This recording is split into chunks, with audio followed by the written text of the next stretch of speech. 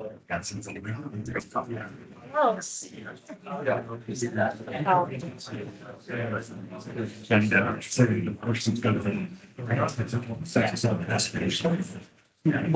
brought in a couple additional chairs. If there's anybody, I don't know if there's anybody else waiting for a seat to get us situated.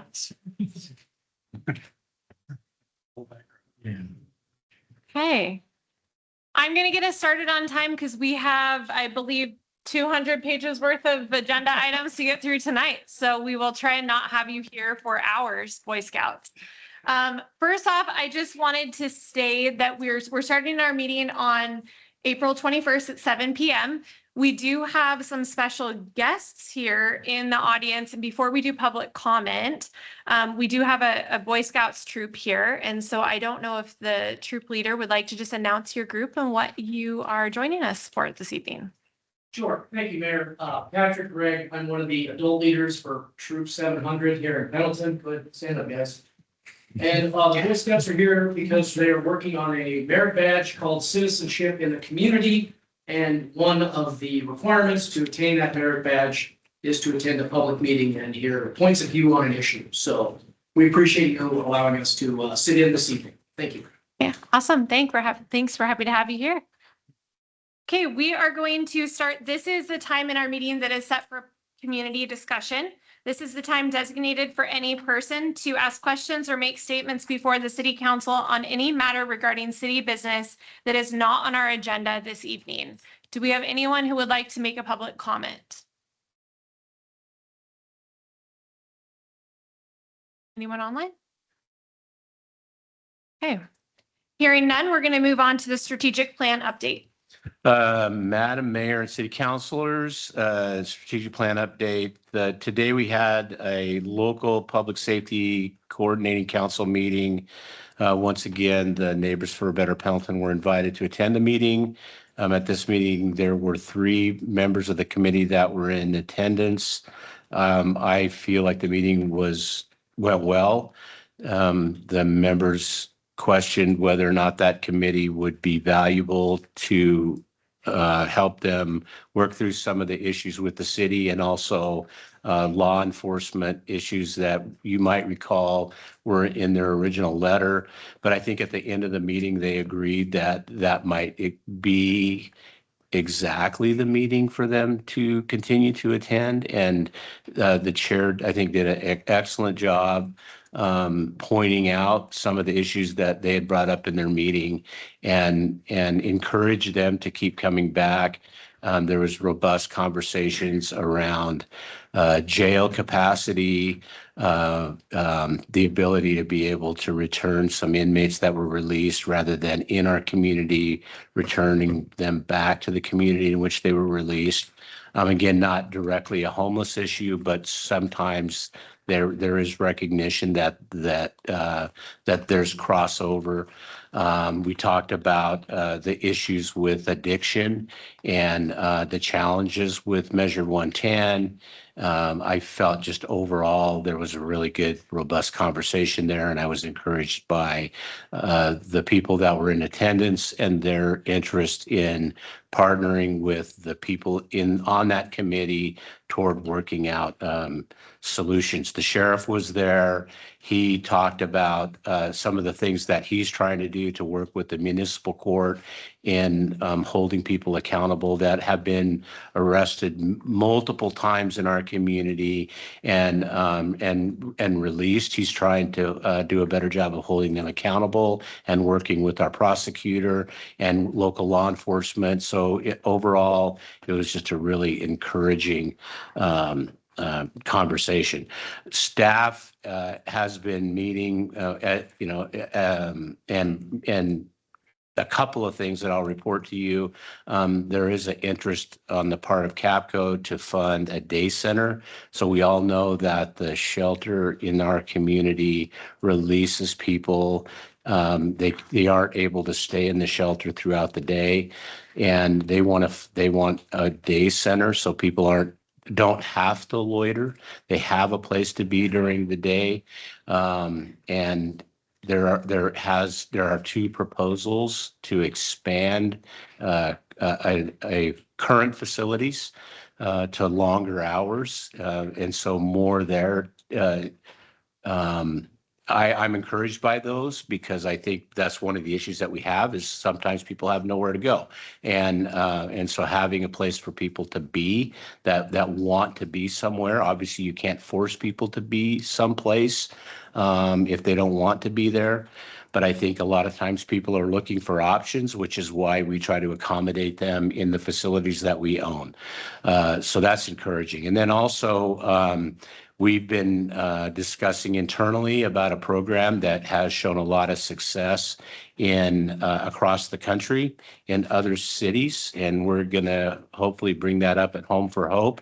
And it's called Build to Zero. It is a program that I'll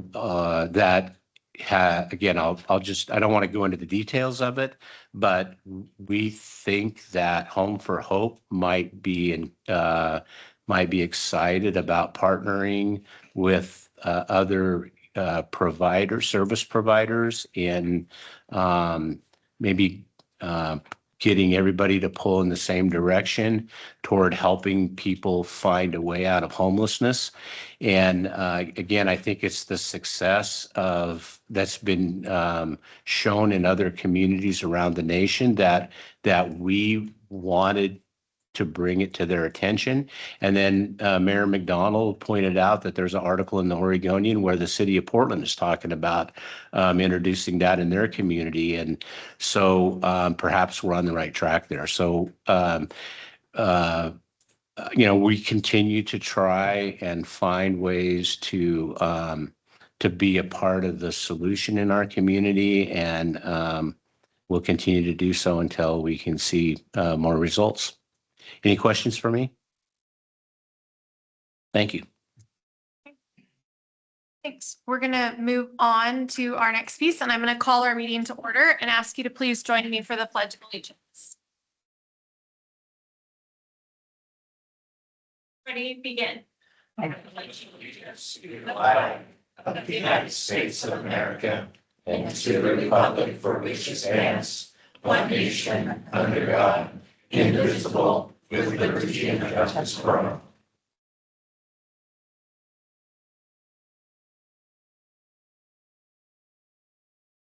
Okay, we have many items on our consent agenda this evening. Are there any specific items that the council would like to pull for further discussion? Okay. Do we have any public comment on any of the consent agenda items? I would just like to say that I appreciate that our staff went to the trouble to get us awarded some additional funds and so forth to help some of our buildings that are in need. And we appreciate the extra effort of staff to do that. Okay.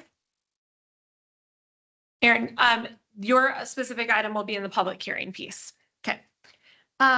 Anything else? Do we have a motion? Move to approve the consent agenda, items A through G. Second. Okay, it's been moved by Councilor Campbell, seconded by Councilor Schulberg. Any discussion? All those in favor? Aye. All those opposed? It's unanimously approved, and we also do not have an executive session this evening. Our next item is our first public hearing for this evening. We actually have two that are on the agenda.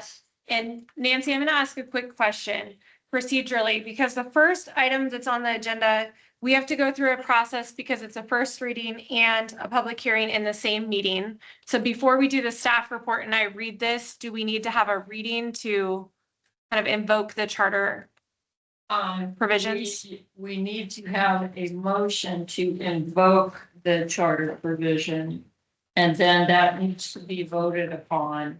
And it must be a unanimous. Before I open the public hearing for the discussion.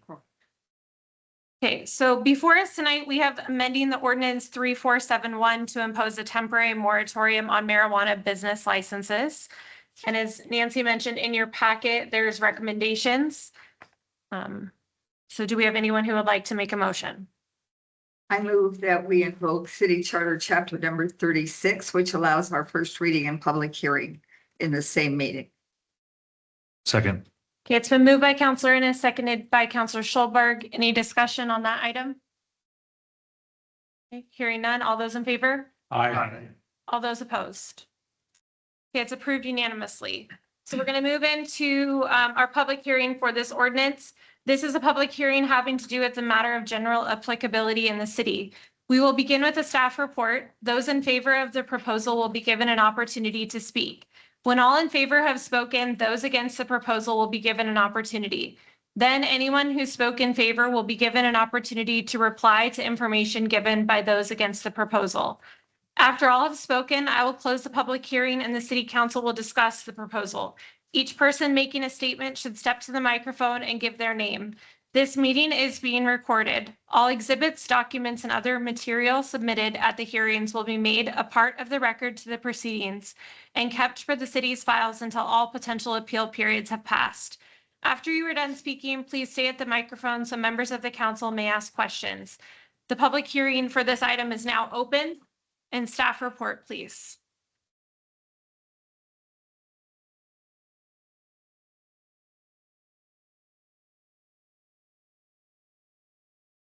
Good evening, Mayor and councilors. I'm Nancy Kearns, Acting city attorney. acting city attorney. I was gonna say semi. Recently retired and contracted city attorney. So as you all are aware, this matter was discussed at a council workshop fairly recently. And the council asked staff to come forward with moratorium language for you to consider. So that is the subject of this ordinance and staff report. And I think that we established at that workshop a discussion of the state law, which only applies to state agencies issuing licenses for marijuana, and considering applying a similar or the same standard that the state had adopted for our community. And the ensuing discussion led us to think that this could be studied more thoroughly and discussed more thoroughly. So we landed on a temporary moratorium, which arbitrarily is 120 days. Tongue in cheek, that's about how long it takes to get another ball rolling and get something else in the works, and to give sufficient time for some study of this issue. So the reasons or the things that need to be studied, we've outlined in your staff report, and there was concurrence with the planning department that those issues are relevant, but for the public's benefit, Pendleton, the state standard is one marijuana license per 7,500 adult citizens. And so Pendleton would be, I think, somewhere between 1 and 2, perhaps. And we have 4 retailers at this point. The other factors, though, that should come into play and maybe make that a less arbitrary number, are that we have a large workforce of people that work in Pendleton but don't reside here, but are a part of this community despite the fact that their residences are elsewhere.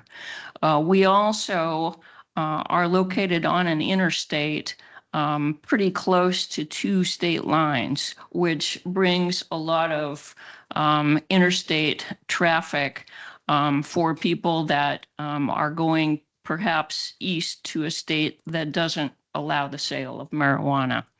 We also have a large casino that attracts a great deal of tourists who are a part of the consumer component of the city of Pendleton. So those issues are all worthy of further consideration. And for that reason, we're recommending that you enact this moratorium tonight to give the opportunity for further study.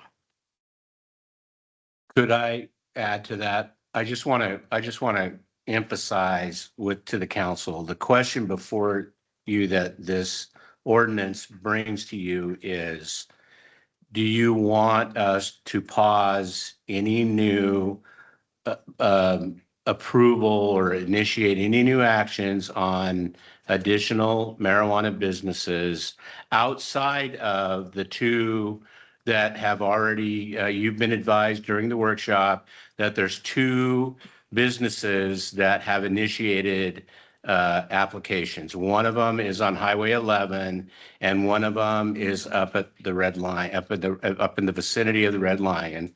Any of those outside of any outside of that, we would not consider if you adopted this ordinance. I would advise you not to debate whether or not the legality of our legal opinion of that. If somebody wants to challenge us on the legality of that, that would be a legal matter. It wouldn't be for the city council to decide that tonight. The question solely before the city council is whether or not you want to put a moratorium on any new business considerations outside of the two that are already in the pipeline and beyond tonight. That's what this ordinance is, and I'd encourage you to keep to that one matter. And I will also say in the ordinance itself, I was reviewing it this afternoon, and in number 3, the word order should say ordinance. I think my brain was going faster than my fingers at some point, so. Question? Yeah. How often or do licenses have to be reviewed or renewed? What's the duration of time for a? I don't know that there is an expiration of time. Do you? I think that would all be through the licensing body, OLCC, if there's anything, but I think we have more subject matter experts in the room that could answer that are probably going to testify. I would imagine. Okay. Thank you. Okay, any additional questions for staff? Okay, sorry, Nancy, we're gonna make it. Sorry, Nancy, and it might be directed towards Julie as well. We haven't gotten anything else in the past week. Any other applications? Have any come in the last week outside of the two? Oh, no.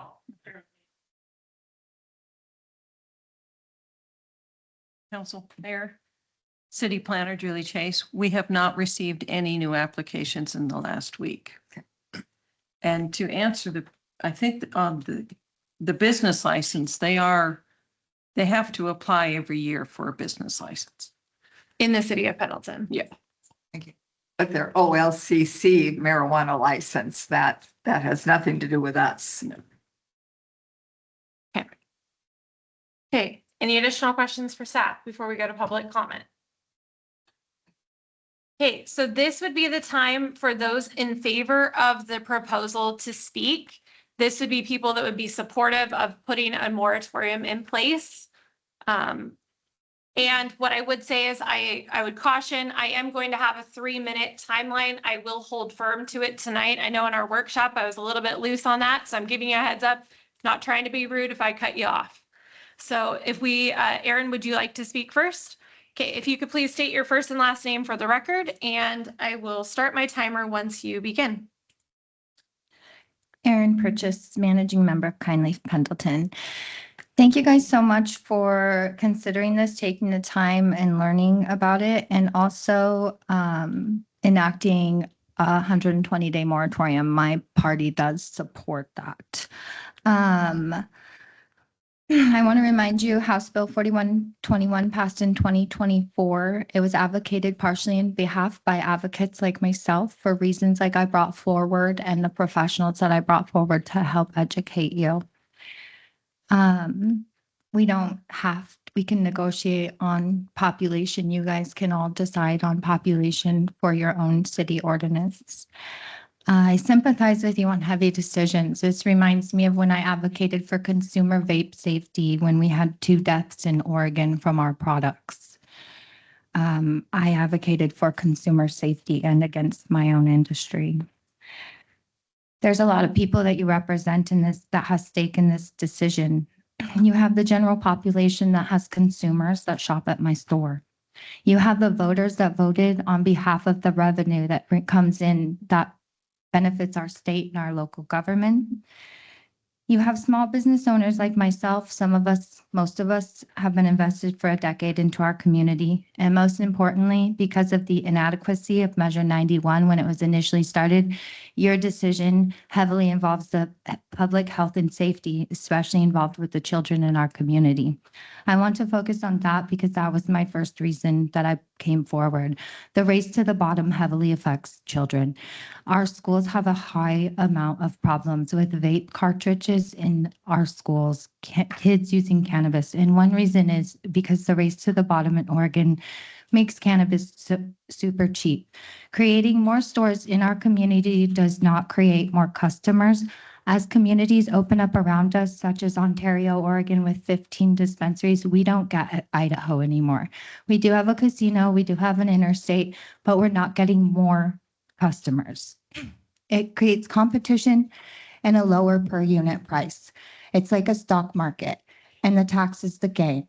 And we've been steadily on the decline since we legalized in about 2019, 2020. Thank you so much for enacting this. 6 dispensaries. I've never advocated for a monopoly at all.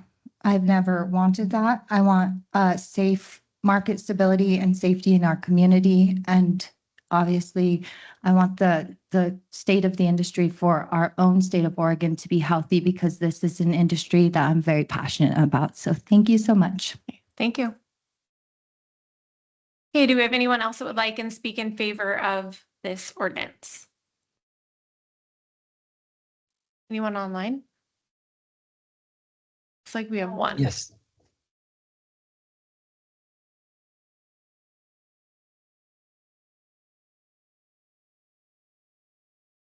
Hello, can you hear me? Yes. Yes, if you could please just speak up a little bit and state your first and last name for the record, that would be great. Yes, thank you. Hello, my name is Jonathan Dennis. I'm an attorney out of Pendleton, out of Ontario, and I represent Kindly Pendleton LLC. We applaud the City Council's quick and decisive leadership in pursuing ordinance number 4047. We support this ordinance and hope you will adopt it tonight. We also hope that it can either be amended tonight before adoption or else a supplemental ordinance could be passed at the next council meeting that addresses a critical gap in the ordinance as drafted. At the City Council's April 14th meeting, it was shared that a 6th dispensary had completed the so-called Land Use Compatibility Statement form, or LUX. And then there was an opinion offered that the city might be under a legal obligation to allow that business to proceed unaffected by the moratorium, and that potentially allowing this moratorium to prohibit the 6th dispensary would result in an unconstitutional taking under the 5th Amendment. I want to speak to these and give the council assurances that these need not be the case. ORS 475C.053 subsection 1 makes clear that the purpose of the LUX is only to inform the OLCC about whether the site where a proposed dispensary is going to be located is within the correct zone. The Court of Appeals in Oregon heard argument about this issue in the case Scott Inc. v. City of Ontario, 316 ORAP 366 in 2021. In that case, the Court of Appeals determined that it was improper for the city to evaluate the eligibility for a conditional use permit based on what the information that was submitted with the LUX form, and that for the city to make those evaluations is improper. What the correct standard is what we talked about last meeting as the so-called fixed goalpost rule, which generally requires that land use decisions are made based on the criteria that were in effect at the time that the application was submitted. Those criteria are under the land use conditional use permit application, and it does not affect anything with the LUC. So what we're going at with this is if the city wanted to do the most that it could legally do to not have the town be overrun by as many dispensaries as are seeking to open here, it could adopt language that would not require this current Lux holder to be barred from submitting its application.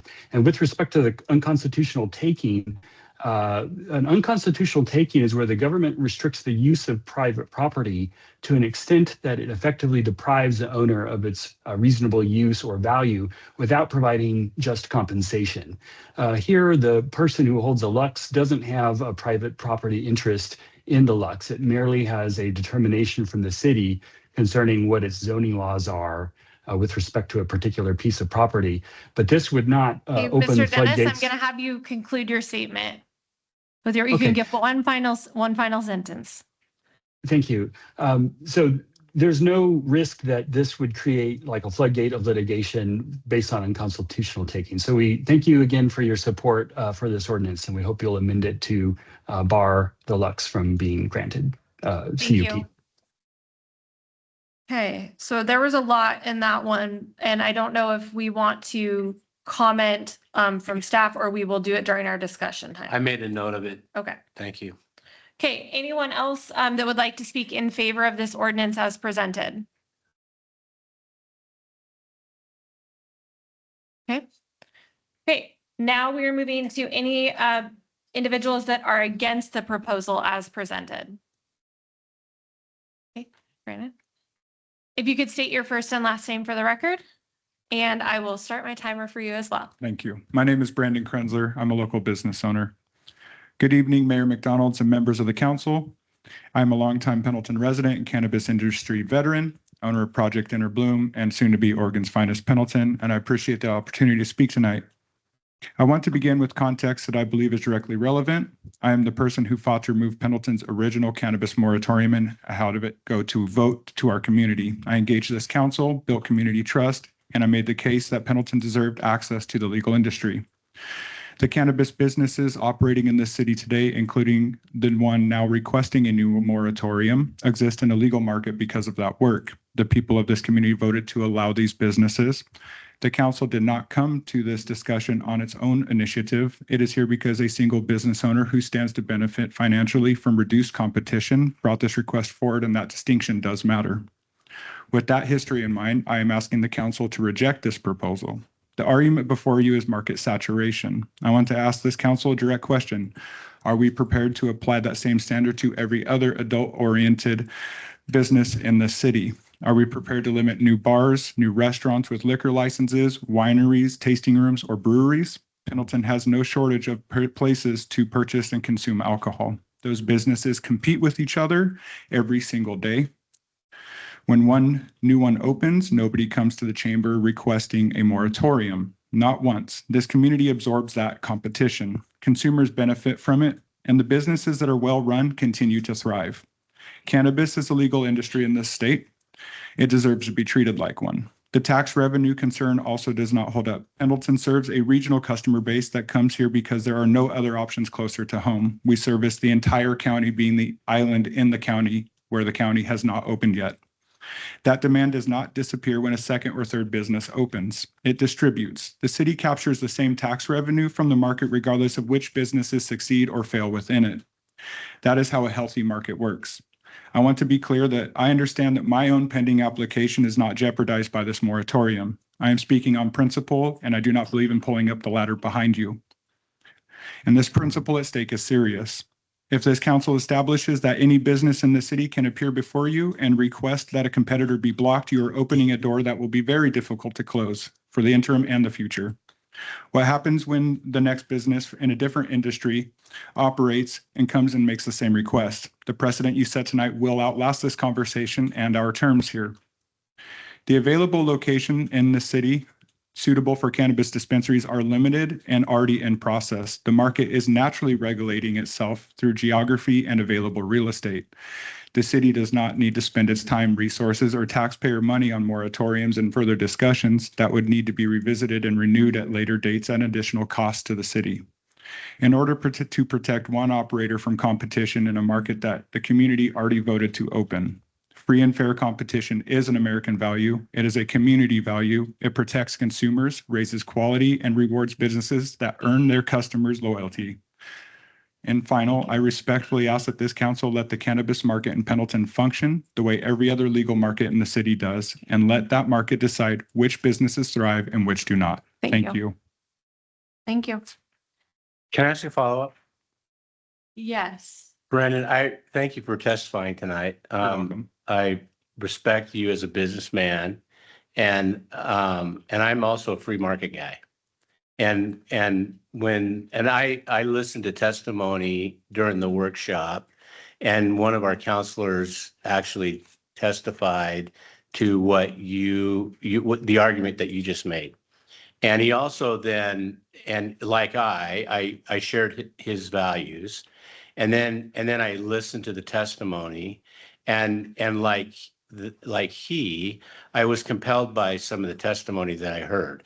And so one of the things that I think I heard, and I'm asking you because I haven't spent any time researching this, but what I think I heard was that the state of Oregon passed a law that limited the number of licenses that are sold for retail marijuana businesses throughout the state.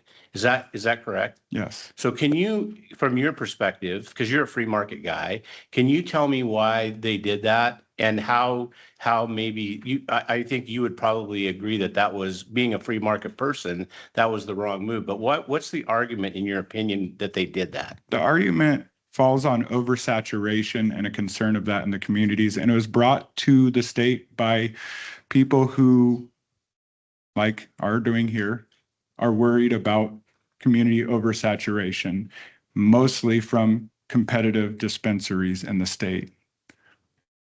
So I mean, so one of the things that I think is unique about Pendleton is that may have an impact is that what's the nearest town selling marijuana to Pendleton? Walla Walla. So that it might be a compelling argument to that's unique and maybe makes it unique. Might you agree? I agree. That the nearest town selling marijuana is Pendleton, and people that are users are virtually coming from 30 miles away, or which I think is a compelling potentially I'll say that potentially a compelling argument to at least look at it because of that, and is different than any other business. Correct. We do, as a community, generate extra tax revenue off community members from Hermiston, Milton Freewater, even some out of Walla Walla, because our dispensaries in Oregon opening here with the lower tax rate actually essentially forced the market to reduce their prices there. Our quality is actually better in Oregon. We have a better experience, so people oftentimes will come here. And what was brought up, we do have the travelers through, we have all the employees from other places. And so essentially we're servicing a much larger market than this community alone. And I believe that we can sustain it with what is available here. And again, like I said, the geography of our community doesn't allow for any more after the licenses that have already applied, unless our community were to grow and create new zones for applications to be filed. So the moratorium itself, if it were to pass, it would be pretty redundant. Thank you. Thank you. Thank you. Do we have anyone else that would like to provide comment against this item? Anyone online? Okay, so where I'm at in the process is now this would be the time for anyone who spoke in favor of the proposal. So either Aaron or I believe it was John. You would have a chance to be able to reply to information by those against, if you would like. You're not required to, but you have the opportunity to if you'd like. And I will start my timer again. Once again, this is a 120-day moratorium.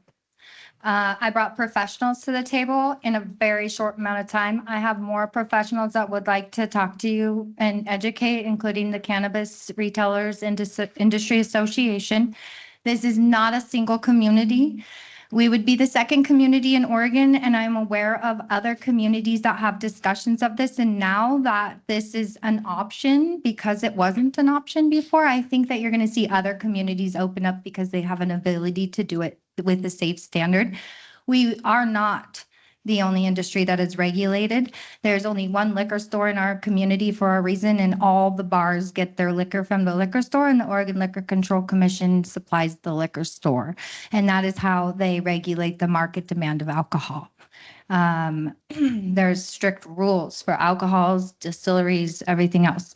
We are an entire different beast, and the Oregon Liquor Control Commission has done a really good job having to do what you guys are doing right now, learning how to regulate a brand new industry. There are 6 dispensaries in a town of 17,000. We lost a lot of customers when Ontario opened up tons. You guys can see the data. Please take the time, please vote yes on this measure. Take the next 6 months, do the market research, do the research. I will help educate, bring the professionals, and just give it time, because 6 dispensaries is not a monopoly. It's not pulling up the ladder. I'm an advocate in this industry. I've been involved with the state. I sit on rules advisory committees, and I advocate for patient safety all the time, and health and consumer safety. So please just take that into consideration as you move forward, and have a good night. Thank you. Okay. Madam Mayor, Yeah, may I ask Ms. Purchase a question? sure. Since Rob started it, I will, yes. Oh, sorry. Aaron, you mentioned other communities that are, that have began moratorium processes. Do you know which communities those are? I've heard of Jackson County has talks. Medford, really? Redmond passed it, Okay. and they did one per 10,000. You don't have to do one for 7,500. You can determine what is appropriate, but I want you to take into consideration what Redmond did. Any community around us in Umatilla County can open. We've been open for a decade, and now that there's a way to do it safely and with protections for the community, I think that you're going to see other communities open up around us, and that's going to take business away from Pendleton. I know that Umatilla, a lot of them shop at Finley. Walla Walla has some great ones. All of those in the last 10 years have impacted, and with 6, I just feel like, we're doing good. Thank you. Thank you. Thank you. Thank you. Josephine County. So just because she mentioned it, Redmond just legalized their voter referendum in 2024, 2025. So they're relatively new. They had a ban for all that time, and just put that into place. Yeah. Yeah. John, you would have an opportunity to provide a comment again if you would like. Okay, thank you, Madam Mayor.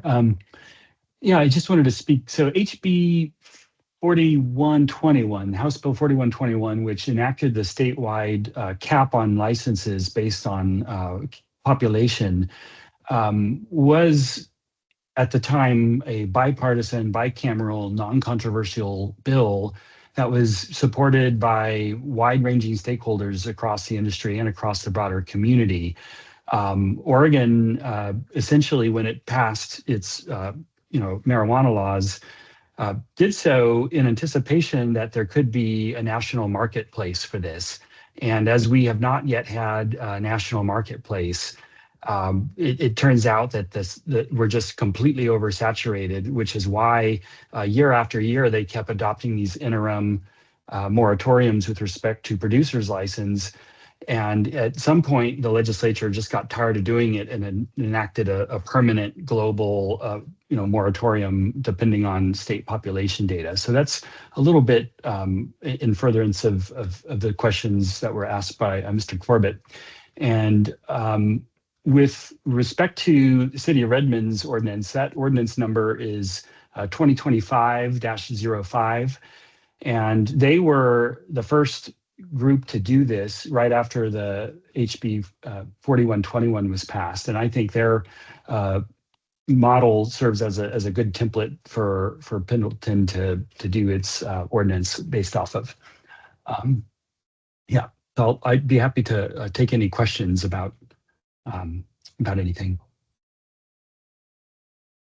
I'm not seeing any. Thank you.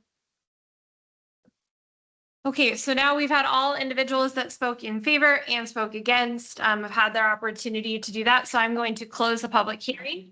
And this would be time for any additional council questions or someone to make a motion, and then we can open discussion.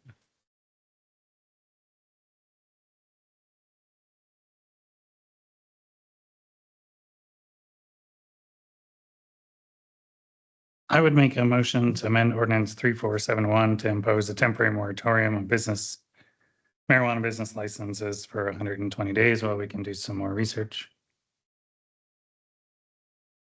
Second that. Okay, it's been moved by Councilor Butler, seconded by Councilor Ennis. Now we're going to start discussion. Do we have any council discussion on this item? Addison? Hearing a great deal of compelling arguments and information on both sides, and even having my own instincts kind of pulled in opposite directions, I feel like 120 days is a reasonable price to pay to do more research and ensure that we make a big decision well and well educated. Anybody else?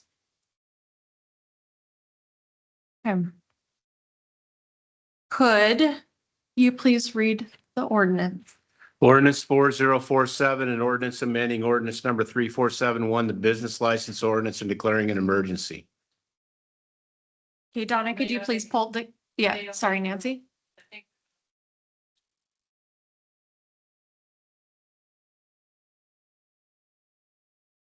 Ordinance number 4047, an ordinance amending ordinance amending ordinance number 3471, the business license ordinance, and declaring an emergency. Okay, Donna, could you please pull the council? Yes. Councilor Ennis? Yes. Councilor Newman? Yes. Councilor Campbell? Yes. Councilor Schulber? Yes. Yes. No. Yes. Councilor Butler? Yes. 7-1, correct? Okay, and so just for the public information piece, what happens now is that clock starts ticking.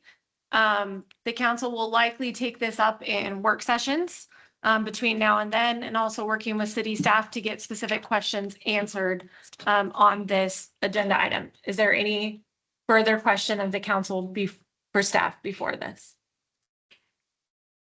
Okay, so we will get started on that. Okay, our next item is our second public hearing for this evening. So I am going to reopen our public hearing, and we are going to do our staff report for ordinance 4045, amending ordinance 3834.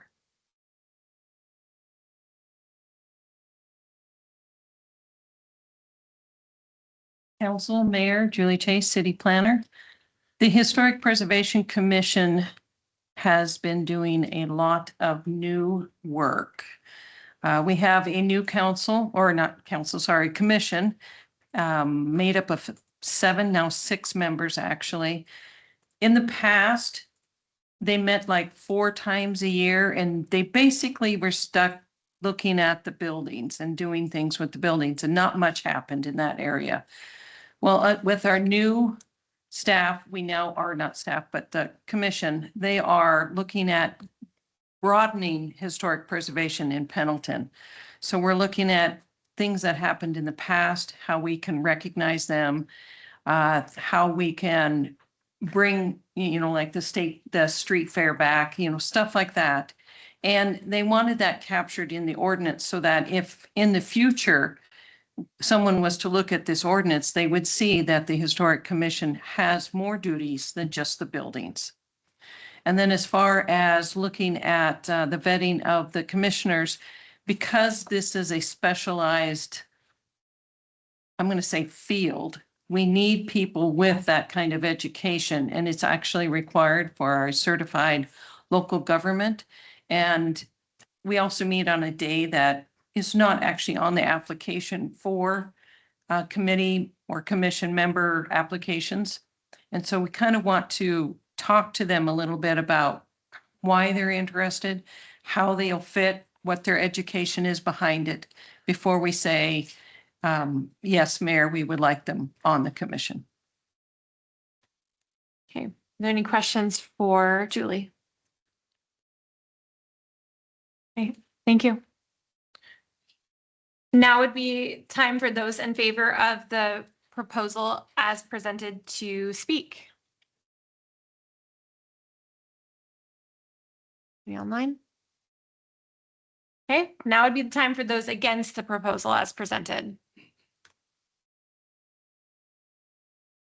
Okay, hearing none, I'm going to close the public hearing. Do we have a motion? I move to approve ordinance number 4045, amending ordinance 3834 for the creation, which outlines the creation and responsibilities of the Historic Preservation Commission. Second. Okay, it's been moved by Counselor Ennis, seconded by Counselor Thomas. Any discussion? I just had a question Yes. for Julie. For the commission members, I heard that they needed some sort of education, and is there going to be a problem finding people to be on the board or the committee? Our current commission, I would say each and every member would meet within that type of field. It is kind of broad in the sense that we have finance, we have people who, architects, contractors, so banking, that type of operation or education behind them would qualify. And actually, all 7 of the members had that qualification. Okay. So I don't think it will be that difficult. We need to have a certain number of those, so not every single person has to have that education, but most of them do. And we are fortunate right now that all of the members have that. That's great. Okay. There's some commissions that struggle to get people, so if we're adding requirements, I would just be concerned. But it sounds good. Okay, thank you. Any additional questions, comments? Okay, could we have a reading of the ordinance, please? Ordinance number 4045, an ordinance amending ordinance 3834, creating the ordinance of Pendleton Historic Preservation Commission and defining its composition and responsibilities. Hey, Donna, could you please pull the council? Councilor Butler? Yes. Yes. Yes. Yes. Yes. Yes. Yes. Yeah. Okay, it's unanimous. Now we're going to move on to our bids for this evening. We have a few bids that would be here for Public Works.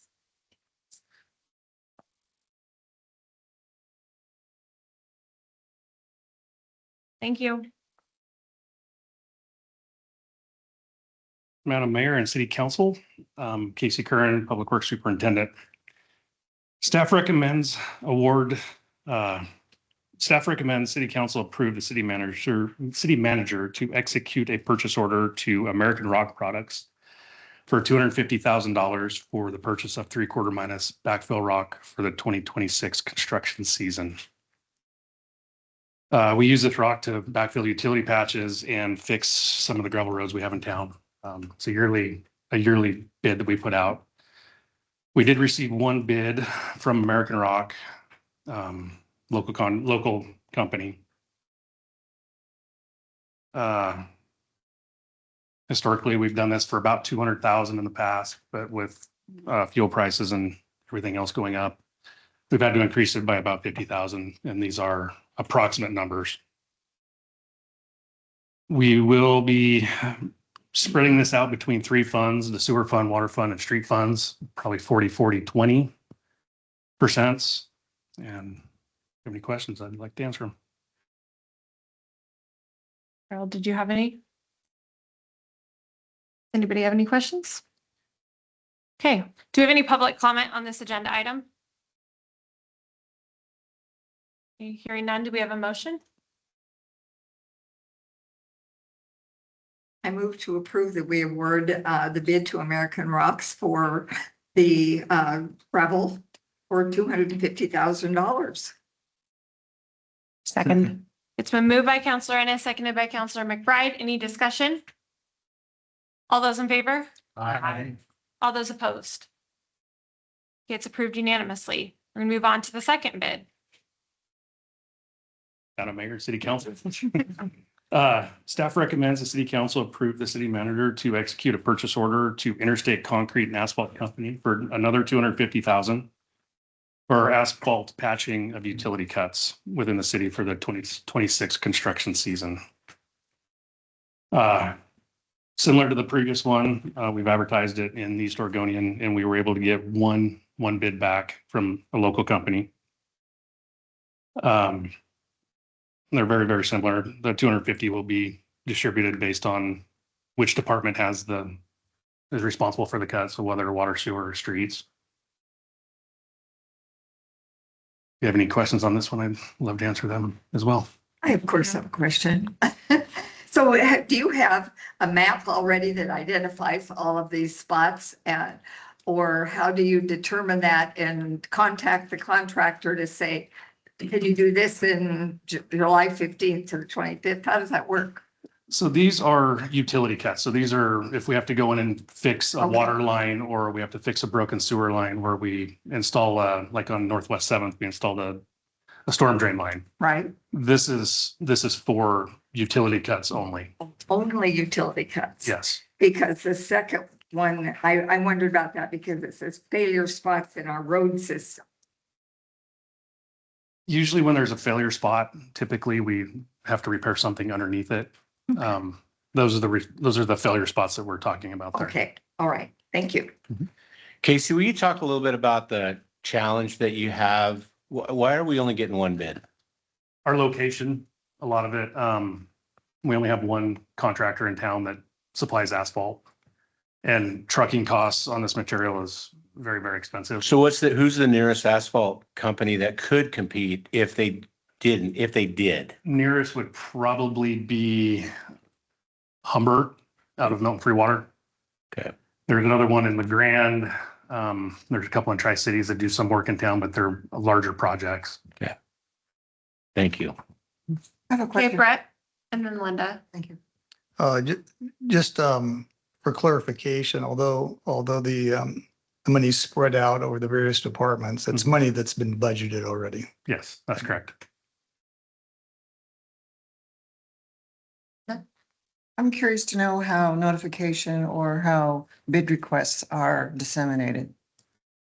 Through the advertisement in East Oregonian or newspaper of record, and then we'll contact people.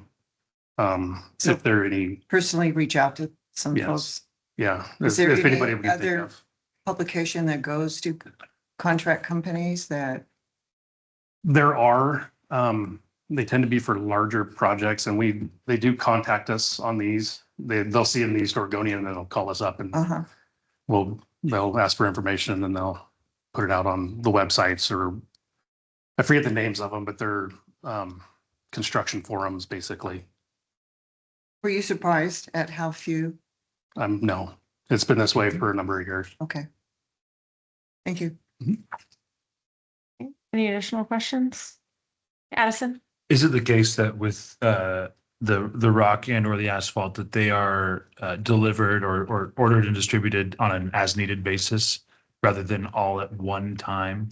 Yes, Okay. it's on an as needed basis. Like for the asphalt cuts, we'll put a list together. And then we'll get a number of them together and then they'll spend a day going around patching them. Sure. And then the rock is, we use it for, we'll backhaul from when we're dumping spoils at the airport and things like that. We'll swing in, grab a load, take it Okay. back to the yard, stockpile it. Gotcha. So if it were at any greater distance, it wouldn't just be a singular delivery trucking increase, it would be repeated cost Yes. increases. Yes. Understood. Thank you. Okay, any additional questions for Casey? Okay, any public comment on this agenda item? Okay, hearing none, do we have a motion? I move that we approve the request and authorize the city manager to execute a purchase order to Interstate Concrete and Asphalt Company for $250,000. I'll second that. It's been moved by Counselor and is seconded by Counselor Newman. Any discussion? All those in favor? Aye. All those opposed? It's approved unanimously. Thank you. Councilman. Madam Mayor, Yes? item A has been moved to the next meeting. Okay, thank you. So for those of you that are in the audience, item A on our agenda is the Pendleton Downtown Association update. So we will receive that at the next meeting. The next item of new business is the first reading of ordinance 4046. Ordinance number 4046, amending ordinance 3900, an ordinance establishing a housing committee, improvement advisory committee, and defining its duties. Okay, we're going to move on to the next item on the agenda, which is the Pendleton Sports Center land lease at the Airport Industrial Park. Staff report, please. Madam Mayor and council members, citizens who remain. My name is Dan Bandel and I am the airport manager for the city of Pendleton. The staff recommends approval of an industrial park ground lease for the Pendleton Sports Center. It's a nonprofit project that will develop approximately 1 acre, just less than an acre, site into batting cages and sporting facilities along with football, rugby, and other team sports. The proposed 30-year lease with 2 10-year extensions begins on the 1st of May of 2026, and the rent will start at $491.35 per month, and it'll be recalculated every 10 years under the city's Resolution 2913.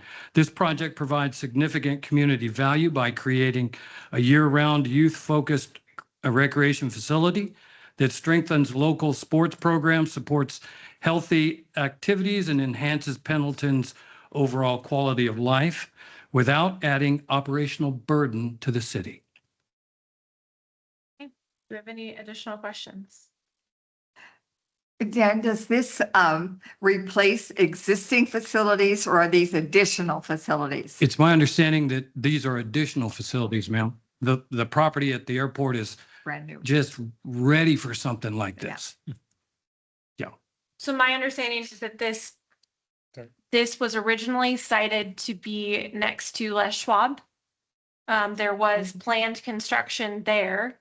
And then they moved to this location due to some factors at that one original location.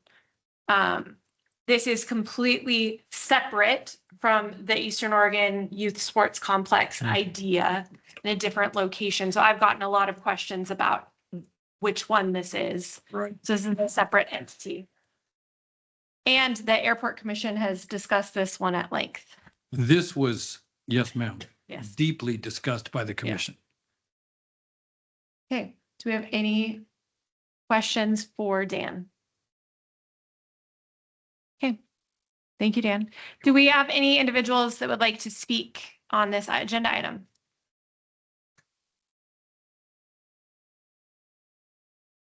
Might benefit some people in the back. Okay, hearing none, do we have a motion? I'm trying to figure out who's going to come up. I'll pause. I was giving- We do want someone to come up. I was giving them as long as I could. Come on, guys. Okay. Yeah. Okay. I think it would actually benefit us You could come up to the mic if you'd like. You could Two just state badges. your name for the record.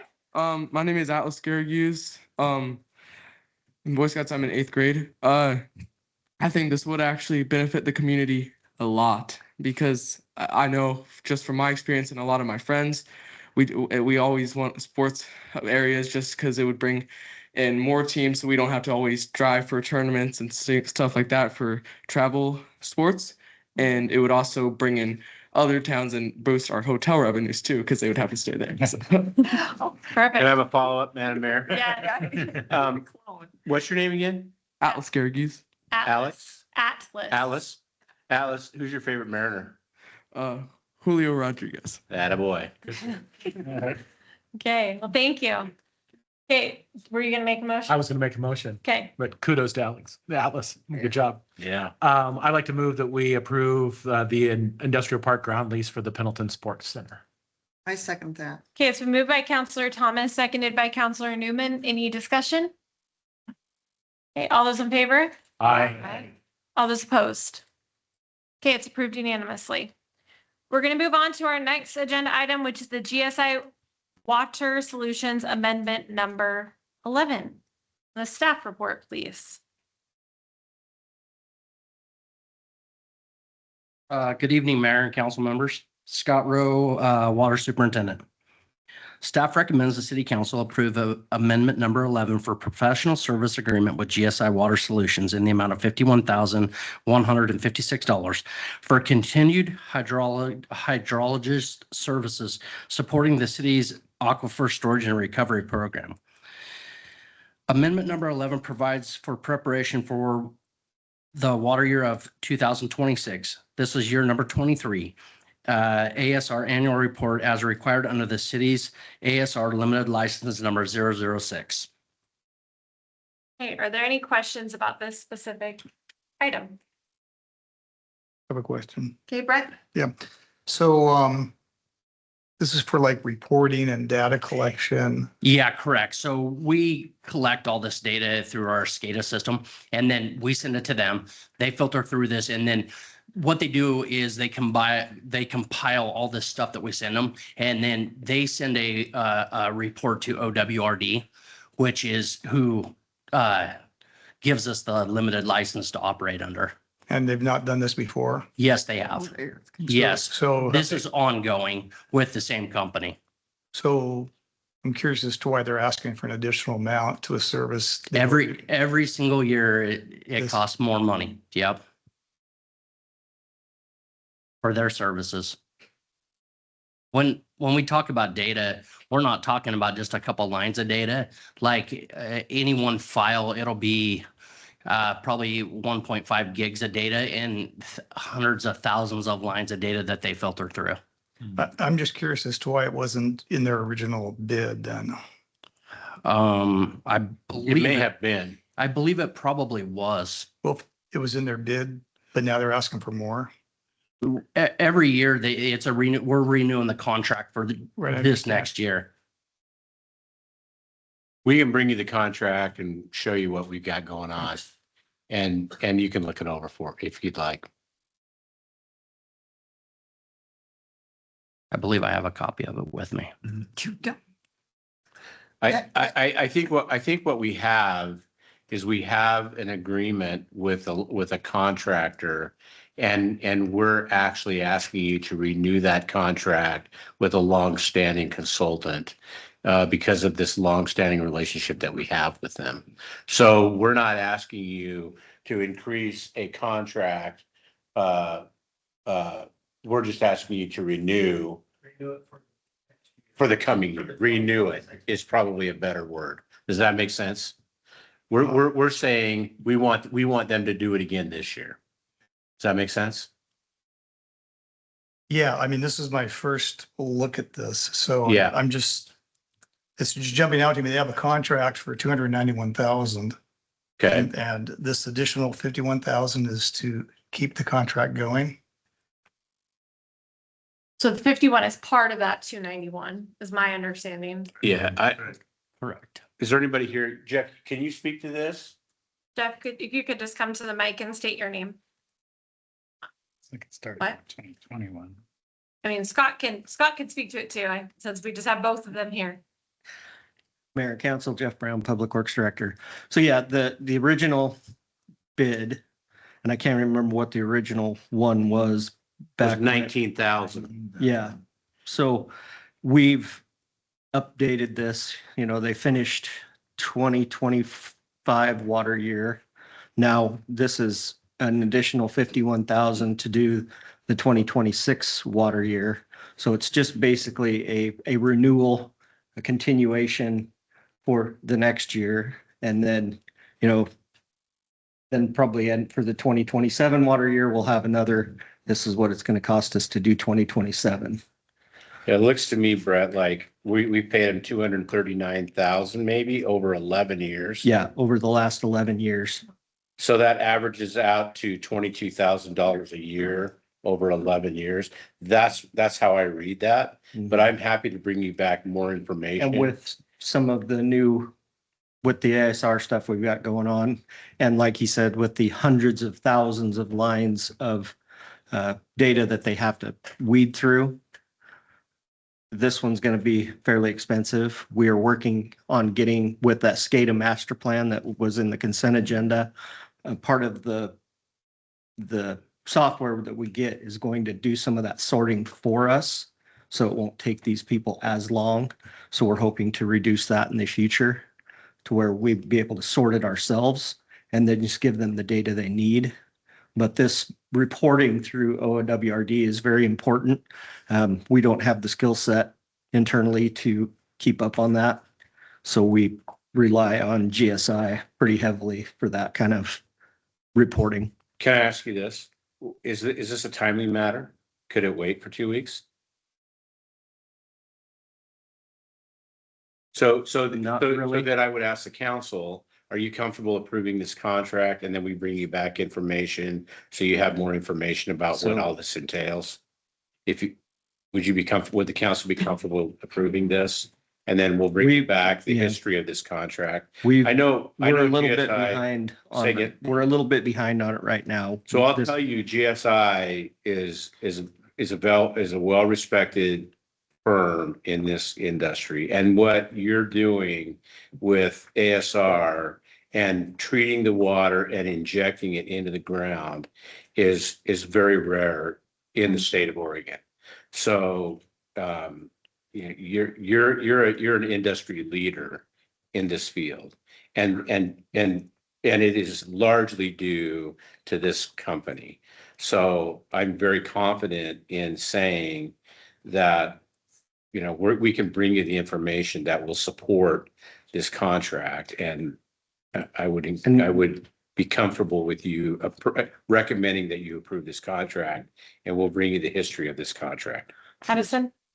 I believe you've stated this, but just for a little extra clarification, we're talking about $51,156 for 2026. Is that correct? Not a total of $291,082. Right. It's just an That is, addition. that is the expenditure over the. That's over agreement. that looks to me like it's over the Yeah. 11 years we've had them under contract. Yeah. according to So signature. Understood. yeah, we just need the 51,000 to finish up I believe some of the 2025 that we're a little behind on, and 2026.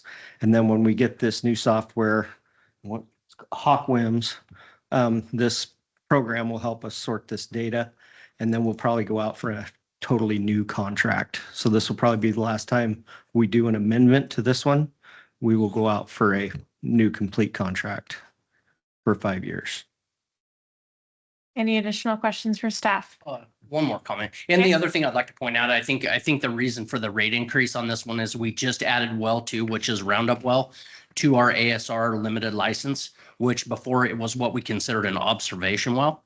So they kind of looked at that what they do with the observation wells is they get all the water samples and the tests, and they look at all the different things and how we're injecting water in this area affects this well. So now ASR or Roundup well is now it's under our limited ASR license. And so there was a rate increase that they did not pin on us last year. So I think that that's the difference of why it looks so much more expensive this year versus the average of $22,000 per year.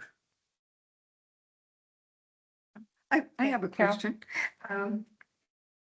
It says, you said data collection and analysis. Is this the kind of data analysis that says you have measles in your water or not? That's a different kind of thing, Yeah, so we which collect, we also have, right? we collect a lot of water samples for them and we have to send those results directly to Okay. them. Yeah, so they see what we're collecting. Okay. Okay. Do they request certain things to be tested at certain times? or- Yes, correct. Okay. Correct. We have a schedule that we have to test for every quarter. Oh, Yep. The state tells us what we have to Yep. test for. okay. Thank you. Okay. Okay. Do we have any public comment on this agenda item? Okay, hearing none. Do we have a motion?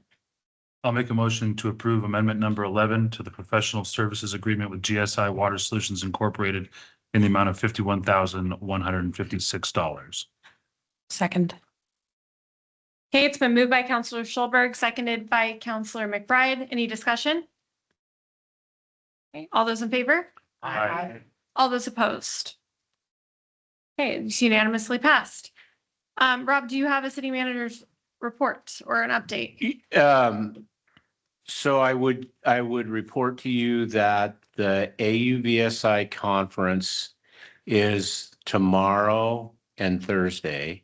The League of Oregon Cities Conference is Thursday and Friday. So there's a lot happening in Pendleton over the next couple of days. So if you have any interest in the AUVSI conference, reach out to me and let me know. I have some visibility on what's happening up there. So I'm happy to help you gain access to that. So. Okay. And I'm going to do just a quick go around with the council, but before I just wanted to add a couple updates and reminders. So in the months of May and June is when we do the evaluation for the city manager and the municipal court judge.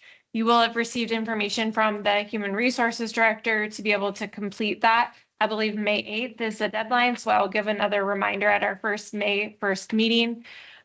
Those evaluations will happen separately.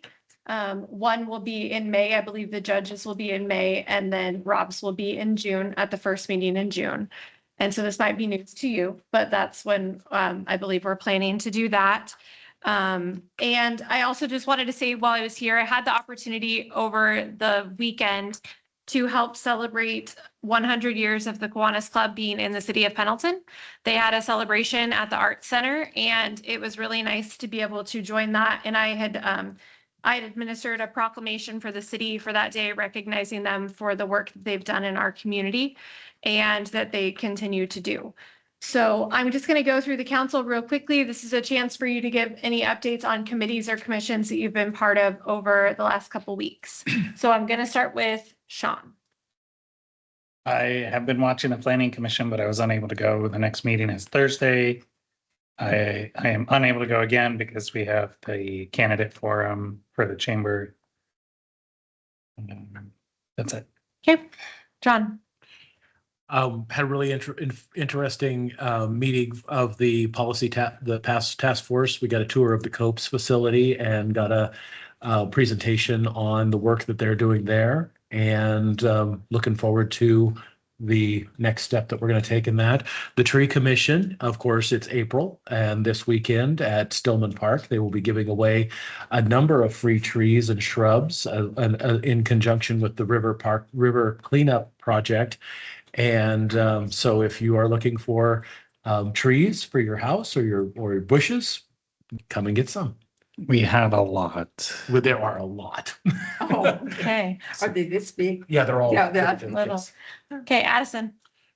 The convention center is going to meet on Thursday, so I'm happy to update after we meet. I would like to reiterate that in addition to the two conventions in town, Thursday, as Sean said, the candidate forum hosted by the Chamber of Commerce will be at the MCC Thursday evening at 5:30. And several of us will be up there speaking about our candidacy for reelection. So anyone not attending the other two large conventions should definitely come and see what your city council candidates are planning to do. Hey, Carol. Well, tonight in the packet, you saw the new ordinance for the Housing and Neighborhood Committee. That committee worked very hard on getting that sort of into the 20th century language. And we have an applicant for another new member for that committee. We're trying to put some fire into that to get with all the building prospects we have in the city, we don't want to miss any opportunity to grab a hold of somebody who might be interested in doing that. So we want to make sure that there are people around who can answer any questions for that. And I'll just second what John had to say about the goal one. We did finish a poster and a handout, which has been distributed to several agencies and organizations in the community. And we just keep moving forward. I was at the meeting where Rob was today, and I concur with everything he had to say about that meeting. Hey, Linda. Well, I want to give kudos to our mayor, who did an awesome job with a proclamation at the Kiwanis 100-year celebration. And I'm a Kiwanian, and it's a great organization. It's been in Pendleton for 100 years, obviously. And it was attended by people from all over the Pacific Northwest, including Canada. It was a big deal. And so our mayor did a terrific job at making it even more special. Thank you. Thanks. Okay, Steve. I attended the airport commission meeting on April 8th. And that meeting, the outcome from that meeting was the lease recommendation that we voted upon tonight. Brett. I attended the Parks and Rec Commission meeting April 14th. The pool was set to open on June 6th. The department is down 3 positions, recreation and pool supervisors openings, and they are receiving applicants for that. The ice rink is working and they're getting ready to stripe it so folks can play pickleball on the surface. There'll be a brainstorming meeting for Centennial Park regarding art and decor, what to do in Centennial Park. And the adventure trail, the first bridge is built and the shelter is almost complete. Thanks, Ellie. I was at the same housing meeting as Carol, and the only addition I have for that is that Julie, who I think has already left, is doing quite a lot of work on our housing production strategy with our consultants, and there's going to be several steps to that happening this summer. So we are actively working on lots of ways to bring more housing into this community, and which is very exciting. The other thing I work on quite a lot is comms, and I participated in 8 hours of League of Oregon Cities training this month, when we focus 4 hours on good communications for city staff, and we focused for 4 hours on PR strategies. It was very informative, and I will be passing all of my workbooks on. We also had a mini meeting with our comms team, discussing ways to continue to streamline and improve city's communications, ways to be further more proactive and to meet our community where they're at more often. And also, not in that committee, but with city staff, we have recently finalized some city comms policies. So making progress all around there. Thank you all for your updates. And again, thank you all for joining us tonight. We don't often have a full house in here, so it's nice to have people attending our meetings, and thank you all for joining us. McKenna, Yeah. before we adjourn, I see we have some candidates in the. Yes. Might they stand and introduce themselves? Sure. Would you? Carol's gonna put you on the spot. Yeah. Just your name and the ward you're running for. That'd be great. Perfect. Hi, this is Jess, and I'm running for City Council Ward 3. Okay, perfect. And just for everybody that's in the audience, if we could go through the council. So we have 3 wards in the city of Pendleton, and we have some at-large counselors. So if we could go just through the council, if you could just say what ward you are or if you're at large. So we'll start with you, Sean. Sean Butler, Ward 2, 2-year term. John Thomas, Ward 1, 4-year term. Addison Schulberg at large. Carol Ennis, Ward 1, retiring counselor. Linda.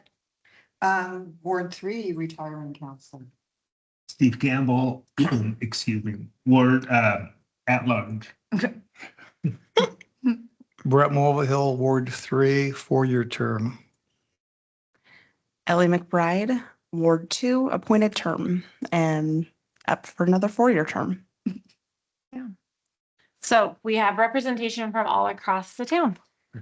Okay, anything else for the good of the order? Okay, we are adjourned at 8:19.